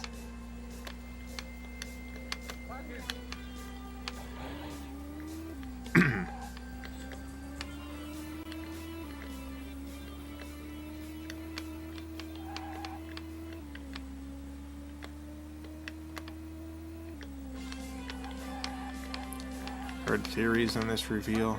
That would imply the show is being clever, and I don't think they're being clever. Yeah, like, one of the big mysteries in the show is, like, where is Sauron? Is Sauron one of the characters that we've been introduced to? Where is Sauron? Like, from the beginning, this is just like a thing going on in the show. This is like a big thing in season 1. Where's Sauron go? Galadriel's like looking for Sauron, trying to find him. And Come on, we need a better last time. See? the show doesn't really do like clever setup for that. Instead, what it does is it just kind of gives you red herrings for Sauron all over the place. For instance, the show loves to like open up on a shot of someone's one eye. And it's like, oh, is the eye of Sauron? Is that Sauron? Or someone will do something Sauron-like, and you're like, oh, could this be Sauron here? Oh, it's one of those shows. See, the funny thing is, it's largely not. Like, largely it's a pretty straightforward, like, fantasy show. It just has a little bit of that, and that's, in my opinion, the worst part of the show. Like, for the most part, it's pretty, like, straightforward fantasy. a little dry at times. But it's not like a show that's super into the "whoa, what about this" kind of thing. But when it is about that, it's bad.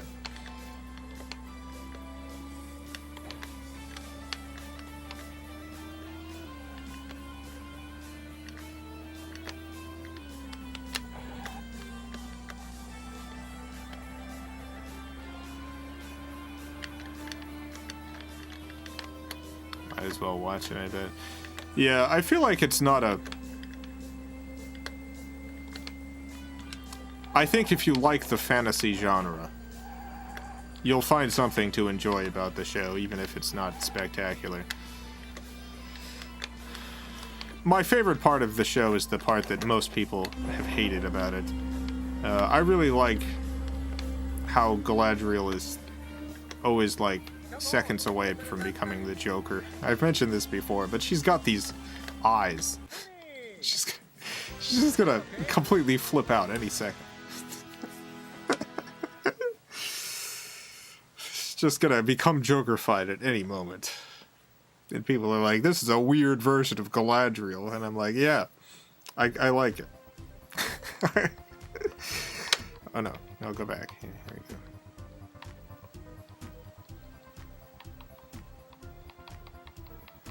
Are there sexy times? It is maybe the least sexy times show that I've seen in years. And, you know, I feel like in general, like, most mainstream show stuff outside of, like, Game of Thrones or something has gotten pretty chaste. But the show in particular, it's,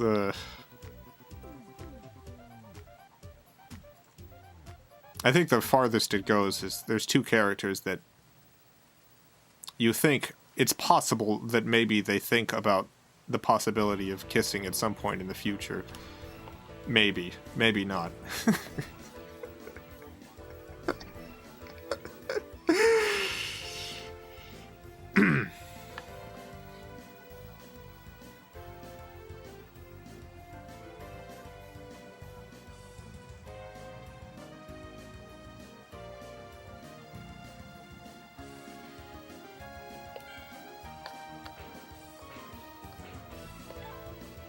We'll go into Grand Prix. We don't have all that much time left.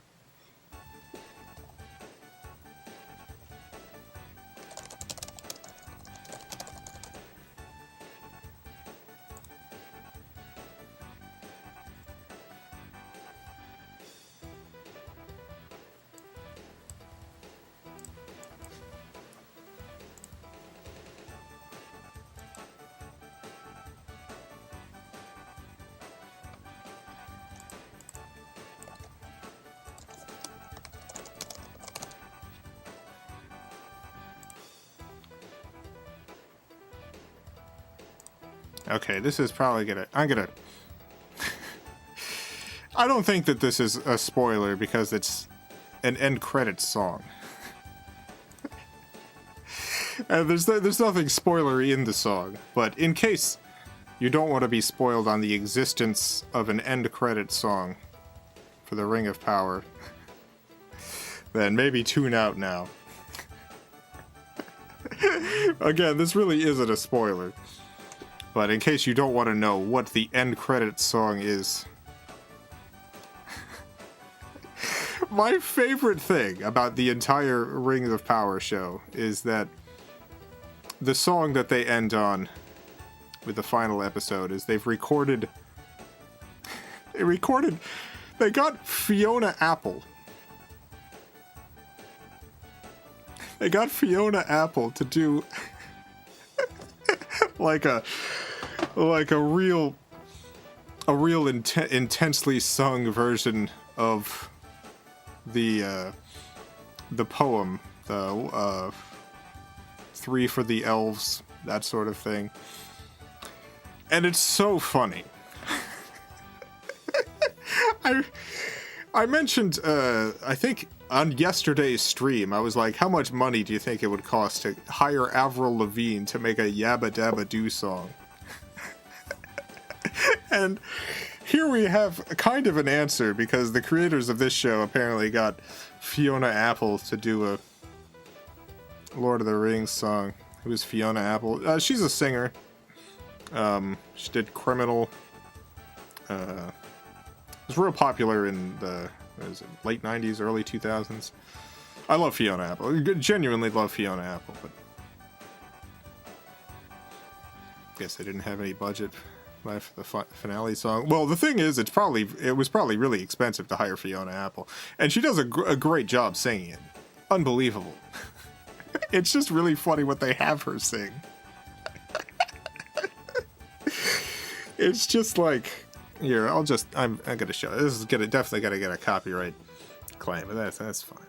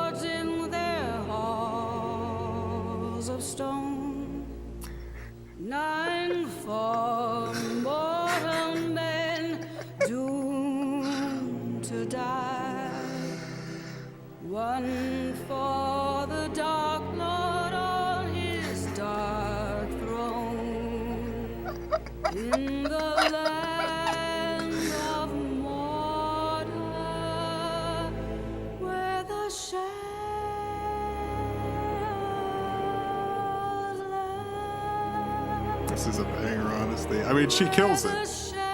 Fiona Apple kills it. It's just a really funny thing to do.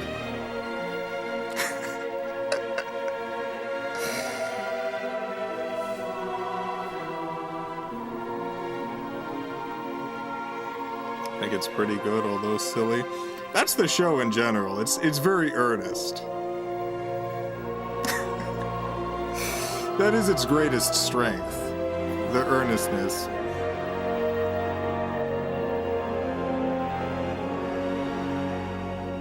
One ring to rule them all, one ring to find them, one ring to bring them all, and in the darkness bind them. Yeah. In the land of mortal, where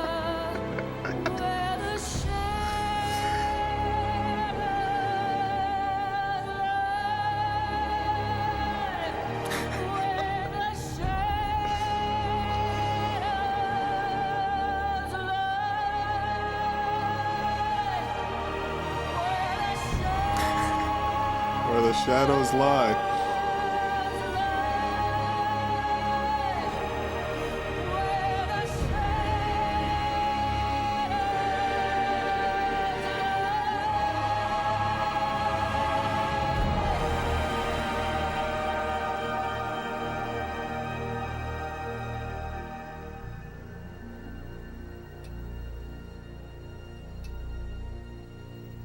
One ring to rule them all, one ring to Okay, that's probably enough of that. find them.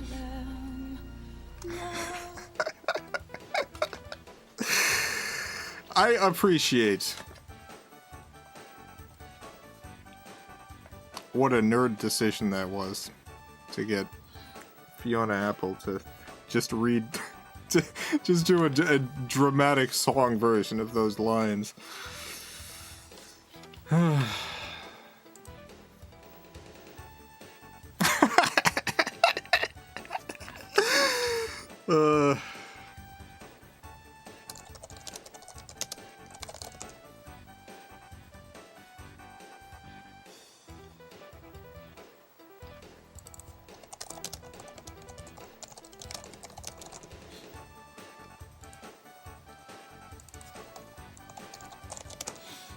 Jason sacrificing the stream for Fiona Apple.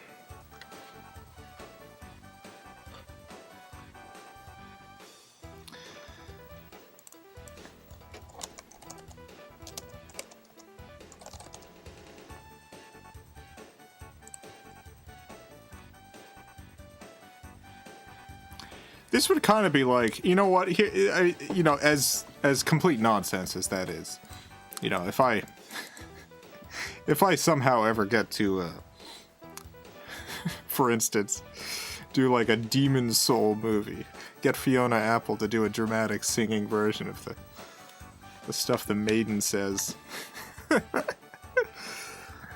Soul of the lost, withdrawn from its vessel, let strength be granted so the world might be mended.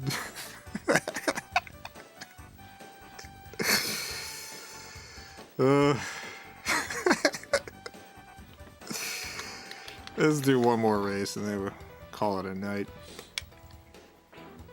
Go back to the original orange car.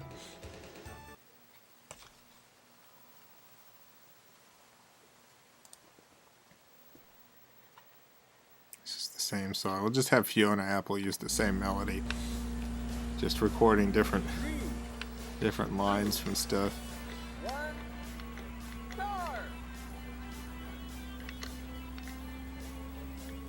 Who would you hire to sing the Shadowstone Park song? Honestly, I would just see if Tiana Camacho could sing.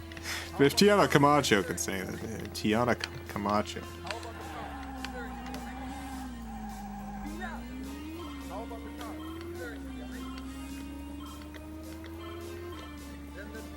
Extended time.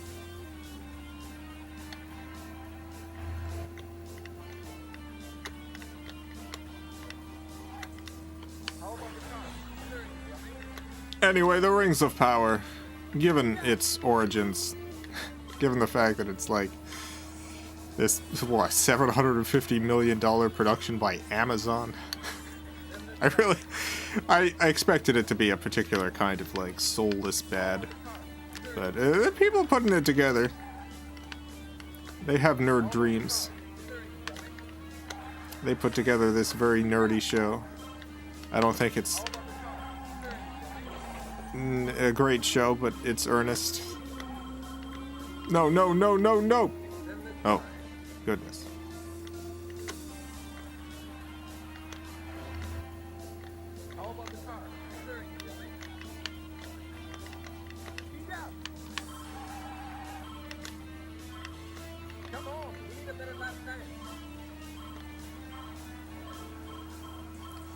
No.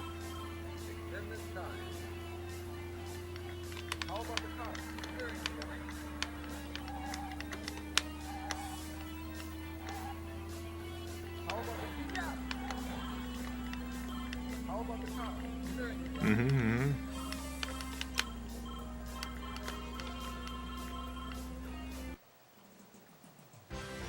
Oh well. Well, GT24, check it out. Give the game a shot. It's a good one.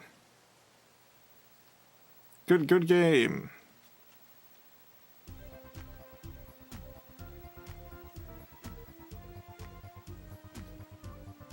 That'll be it for tonight. Thank you for tuning in. Oh, hey, Pandemonium. Pandemonium just put out a new Sega Saturn video. It's on the Mike Ditka FMV game on the Saturn. Extremely good video. Like I played that game. I played it last year, I think, on stream. Quarterback Attack. I think that's it. Yeah.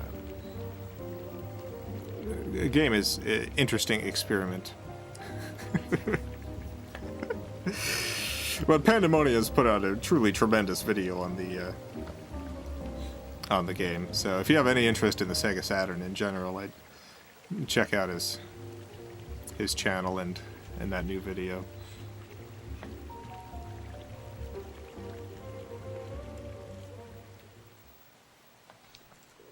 Be back tomorrow playing something sent in to the P.O. Box.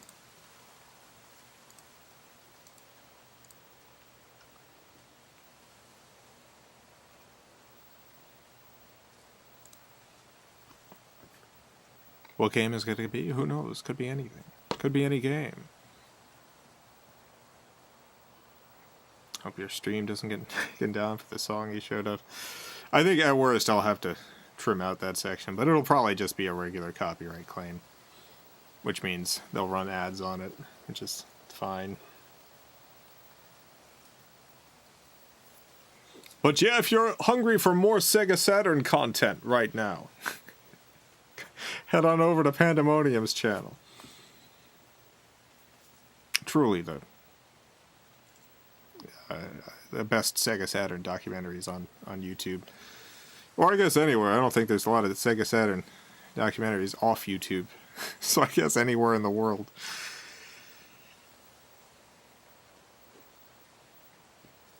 Treasure trove at this point.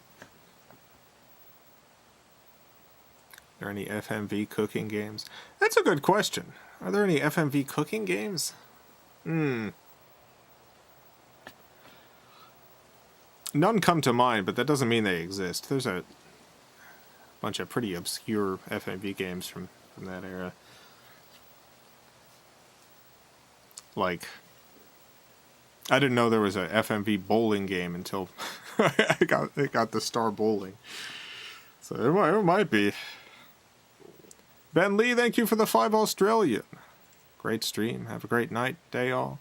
You have a great night and day as well.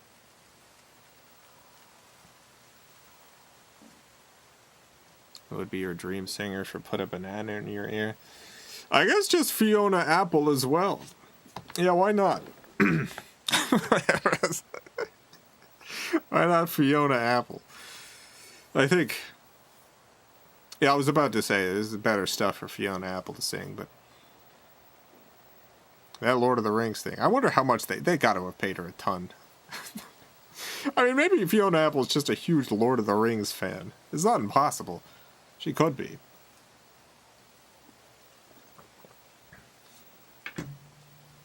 I mean, she was the right choice. It's like, that's a ridiculous idea for a song at the end there. You really got to get someone who's gonna bring a lot to it, because there's not much there in the concept.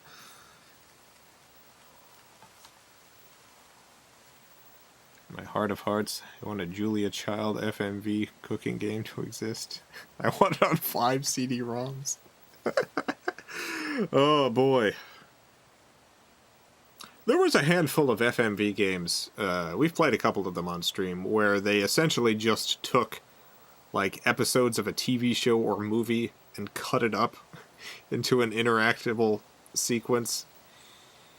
So it's not impossible that a Julia Child FMV cooking game could come into existence.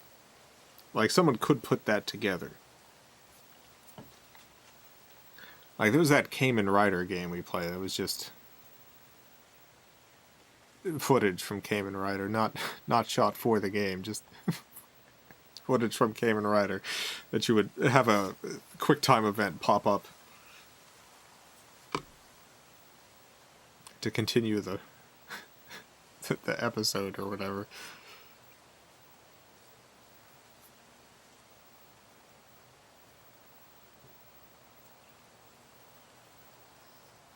Kamen Rider.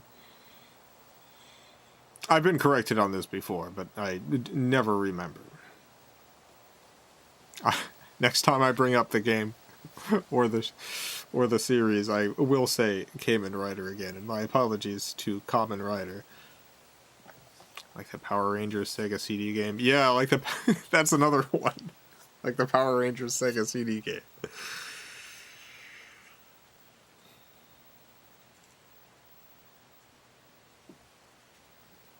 Alright, well that's it for tonight. Thank you all for tuning in. Have a great night, everyone. A great morning, afternoon, evening, whatever it is, wherever you are. Have a good one. Farewell, everyone. I love you all.